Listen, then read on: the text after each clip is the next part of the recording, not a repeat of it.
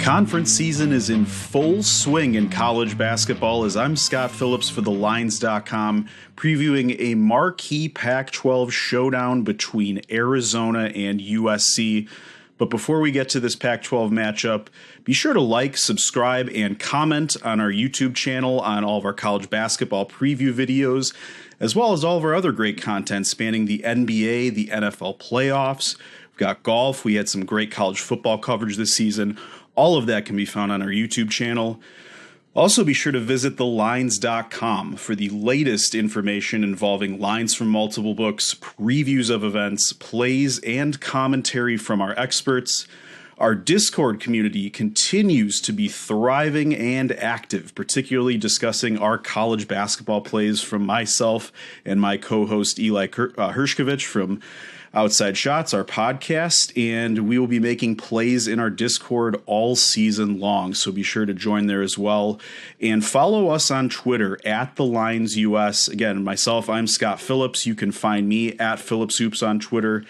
Let's get into this USC and Arizona matchup in the Pac-12. An interesting one. It will be played on Thursday night, January 19th at 9 p.m. on the mythical, some would say fake, Pac-12 network. This matchup intrigues me because it is two teams that are entering a critical three-game stretch of their Pac-12 conference schedules, as both of them are chasing conference unbeaten and red-hot UCLA. Let's start with Arizona. They're coming off of kind of a shocking road loss to Oregon over the weekend.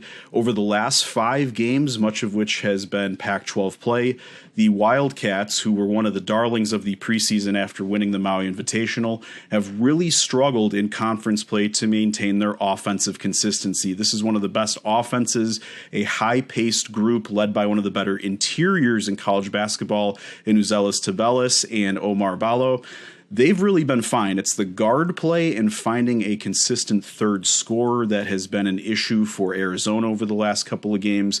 Those things kind of reared their ugly head in the blowout loss at Oregon. For USC, they're coming into this one 5-2 in conference play. They've surprised people a little bit in the college basketball landscape. Again, Andy Enfield has built a top 50 defense this season, despite not having maybe the interior of defenders that he had hoped for, with Vince Iwuchukwu being sidelined for most of the season. But that being said, Andy Enfield's group's still really defending the heck out of the ball. They're able to limit touches on the interior. They allow opponents to shoot three-pointers if they expect them to miss them.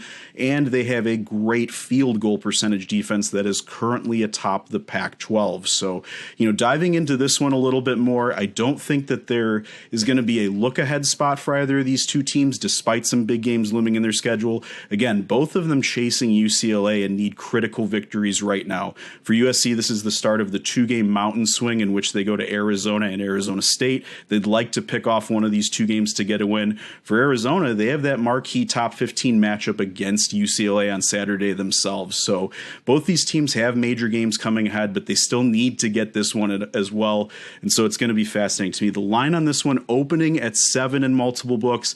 It's been bet up to 8 at Caesars for Arizona's way within the hour. Over-under trending at 153.5, expecting a bit of an up-and-down game. And that's where I want to start with Arizona in this one and why I think the Wildcats do have an advantage. When you look at Arizona, one of the things that stood out about their play under Tommy Lloyd is how quickly they're able to get up and down the floor. That pace of play has been top 10 each of the last 2 seasons. He brings that fast pace of play over with him from Gonzaga in that Mark Few system. And so far, Arizona has been able to get up and down in the Pac-12 last season comfortably, having a little bit more problems this season. What makes it interesting with USC, however, the Trojans are not a great offense, but they still want to play fast on offense. Even though they're a mid-tempo team hovering in the 170s on KenPom at the moment, much of that tempo comes from their defense being able to hold clock for a long time as opponents are searching for shots against them. If you look at USC's defense, they're in the top 100 in pace in terms of shots going up early in the shot clock, which means they want want to get up and down. They don't mind playing faster. They just don't have the offense to do so. And despite USC shooting 45% in conference play, which is first overall so far, they're still struggling mightily from three-point range. This is one of the worst three-point shooting teams among high major teams in the country. They do have 5 games over 43% that have kind of given their percentages a little bit of a spike, including their most recent win over Utah, in which they're 7 from 16 from three-point range. But for USC, they've really struggled behind the three-point line in most games this season. They have 5 games over 43%, as I mentioned. Those coming against Alabama State, Long Beach State, Colorado State, Wisconsin, and Utah. Not exactly a murderer's row of defensive teams. All those games also came at home or on a neutral site, with a road game here at the McHale Center, meaning USC is going to have a strong shooting game on the road. In the 13 games that USC has played where they didn't shoot well at those 5 aforementioned games, they are 24.6% as a team from three-point range. They have been dreadful in many games this year, most dreadful in games coming against high major competition like they will face in Arizona. One thing I'm also skittish about with USC in this one is that 2 of their key scorers, Boogie Ellis and Drew Peterson, both struggled mightily against Arizona last season. Now keep in mind the Wildcats are getting rid of 3 guys who went in the NBA draft, and Christian Coloco, Ben Mathurin, and Dalen Terry's. Personnel is going to have obviously an impact on that. But if you look at how Peterson and Ellis both played both of their games last season, both of them struggled mightily from the floor. They combined to go 9 for 47 from the field, 2 for 22 from three-point range in those 2 games. Both of them dreadful. I think that Arizona has clearly unlocked something schematically where they know how to take advantage a little bit of what Ellis and Peterson are trying to do on the offensive end. So again, even though the personnel might have changed, especially with some of the looks that they can throw lengthwise at Peterson, I still think that Arizona's defense is going to be able to give some problems to USC and some of their core scorers, given some of the issues that we've seen in the past.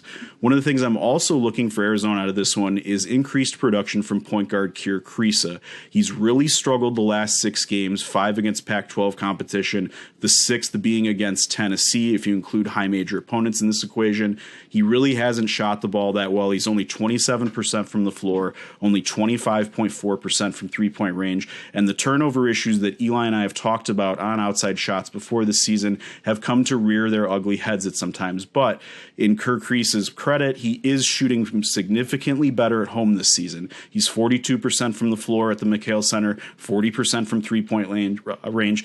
This is in line with more of what we saw out of him last season, where his shooting splits also trended towards a much better shooting split on the home side of things. That should benefit him greatly. Kriisa also had the benefit of having some really solid games against USC last season. It actually was a slump buster with 13 points in the second half for Kriisa after going 0 for 12 against UCLA 2 weeks prior. That kind of got him on a little bit of a roll again in the first matchup when Arizona was able to win by 9 against USC. And then in the second matchup of the season, Kriisa went for 18 points. In the 2 matchups combined, 7 for 15 from three-point range. Again, when you look at this home shooting splits, the ability to shoot against this team last season, I think that we're going to see Kriisa play significantly better in this matchup than this slump that we've seen over the last month of high major competition for him. And I think that's going to ignite the Arizona offense as well. Even if Kriisa is not hitting outside shots, even if Arizona is struggling to hit shots from the perimeter, and that could well be the case because they have been poor in Pac-12 play and shooting from three-point range, you have to like that USC is 11th right now in three-point defense in Pac-12 play. They're allowing 36% of makes from their opponents in Pac-12 play despite having a very good defense. Some of that triggered by outlier shooting and a loss, but again, for an Arizona team that's looking to bust a slump, that's only shooting 26% from three-point range in conference play, facing a team like USC at home could be a recipe to get some of that shooting back on track. And even if Arizona's missing shots, USC is having a tough time clearing defensive rebounds, while Arizona and that aforementioned front court of Tabellis and Ballo are going to continue to crash the glass. USC's defensive rebounding percentage is dead last right now in Pac-12 play at 64%. Arizona is rebounding 33% of their offensive rebounds in Pac-12 play by extension, which is third in the conference. And again, when you're looking at a front court where you have a guy like Drew Peterson, who's maybe more of a makeshift guard wing playing 6'9" against a guy like Tabellis, that's where some matchup issues could come into play for Arizona USC. So again, I like Arizona's ability to push the tempo in this and make it kind of their type of game, getting up and down, making sure USC can't match points with them. I think Kir Kriisa is able to increase his production and break some of his shooting slump by being back at home. And I also think something to watch for is Arizona on the offensive glass if they're not able to maintain shots. That right there to me is a recipe for taking Arizona at -7. Now, I'd be a little bit skittish to go higher than that. I might even target a first half line if it hovers at 3, 3.5, or 4. But for me, the play here is Arizona -7. I think the Wildcats get back on track as they try to have an elite push towards a Pac-12 title and getting back with UCLA in that picture. And this is a team that still has national title aspirations as well. So again, thanks for joining us. We're going to have plenty more of these college basketball previews as the conference season rolls along. Keep it to our YouTube page. Again, like, subscribe, comment, whatever we could be doing better to put better content out there for you, the fans, to make sure that you have the information that you need to win bets. We're here to help you any way that we can. Please join our Discord. Follow us on Twitter at @TheLinesUS. And be sure to tune in for more college basketball coverage throughout the season. I'm Scott Phillips. Thanks for joining us.